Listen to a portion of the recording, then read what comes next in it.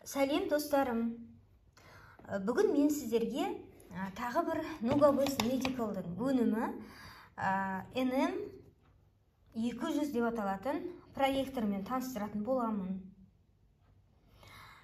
Бұл бабочка деп те айтады, бұны көбелек деп айтады, өйткені формасы былай қараған кезде көбелекке ұқсас келеді. Міне мынадай болып эмблемасы және Nugabus деген жазу тұру керек. Осындай болып өте қатты қызып тұр. Дәрі-дәрмек пайдаланған кезде, уколды пайдаланғанда адамдар өзінің бауыры мен бүйрегіне айтарлықтай зиянын жасап жатқанын білмейді.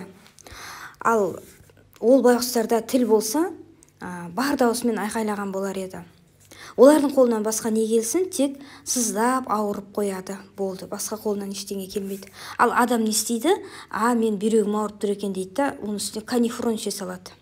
Ол одан бетер қиналады, сөйтіп ақыры ол істен шығып тынады.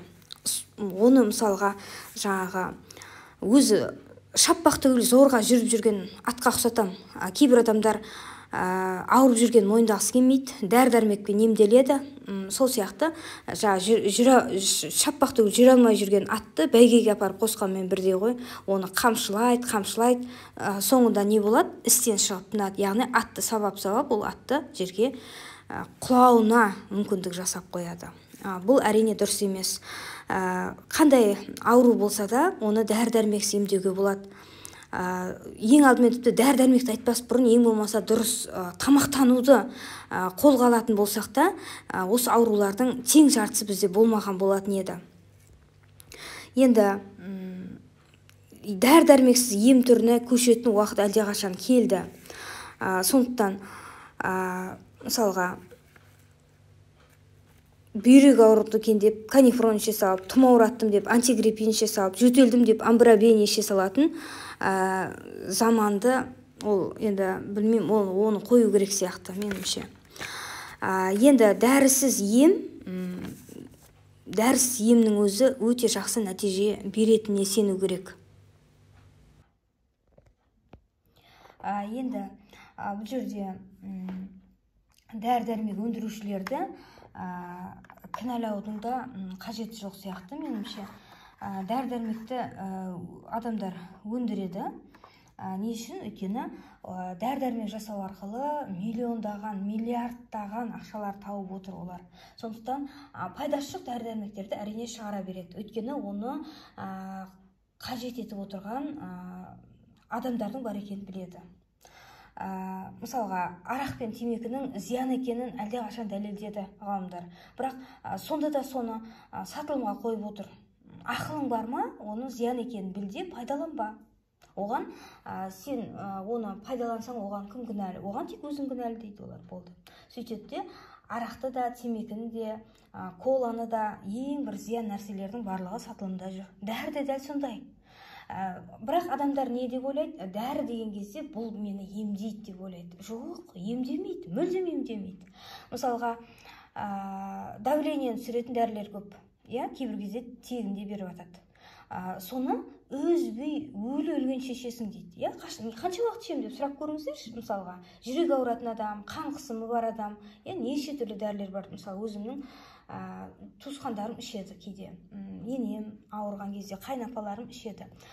Сол кезде мысалға сұрайын, қанша уақыт ішеді, сол кезде неше уақыт ішсін деп жаз десем, өмір бойы ішесің деп айтты дейді. Көрдіңіздер ме? Өмір бойы ішесің дейді. Сонда ол емделмейді деген сөз ғой. Өйткені белгілі бір уақыт ішкеннен кейін емделетін болса, 3 ай ішесің, сосын болды, содан кейін қайттан бір тексерілесің деп айтатын еді ғой. Жоқ, өйтіп айтып тұрған жоқ. Өмір бойы ішесің деп тұр. Қант диабетімен ауыратын адамдарға да сөйтіп айтады, өмір бойы ішесің дейді. Яғни өмір бойы бұдан емделмейсің, осы дәріні ішіп жүресің деген сөз. Ал дәріні ішіп жүресің деген сөз, ол біреудің қалтасын толтырып атсың деген сөз, қараптан қарап отырып. Сондықтан бұл жерде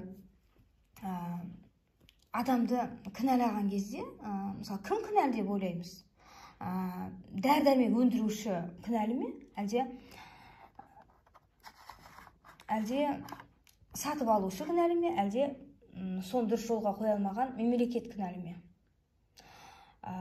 Әрине бұл жерде тұтынушы кінәлі. сатып алып жатқан адамның өзі кінәлі. Өйткені соның қаншалықты зиян екенін бауыр мен бүйректі отырғызып тастайтынын білсе де, соны сатып алып өмір бойы ішіп жүр.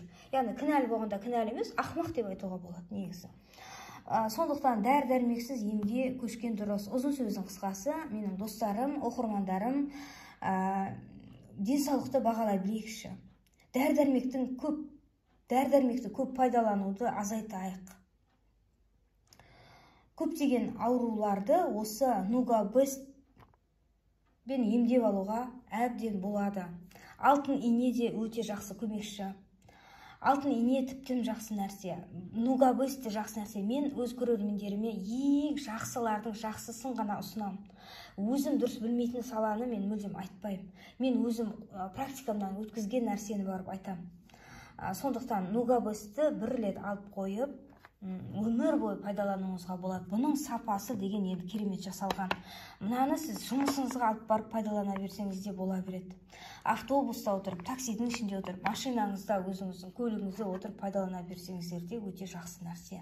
Сондықтан бір үйге бір Нугабест алып қойған жақсы. Мейлі мынандай бабочкасын алып қоясыздар ма, әлде мынандай матрасын алып қоясыздар ма, әлде жамылғысын алып қоясыздар ма, әйтеуір бір нәрсесін алып қойсаңыздар да, соны ұтымды дер кезінде жөтелсеңіз де, тұмауратсаңыз да, бүйрегіңіз ауырса да, басыңыз ауырса да, беліңіз ауырса да, жауырыныңызға шаншу қадалса да, қандай ауру шығады, соған пайдалана берсеңіздер болды.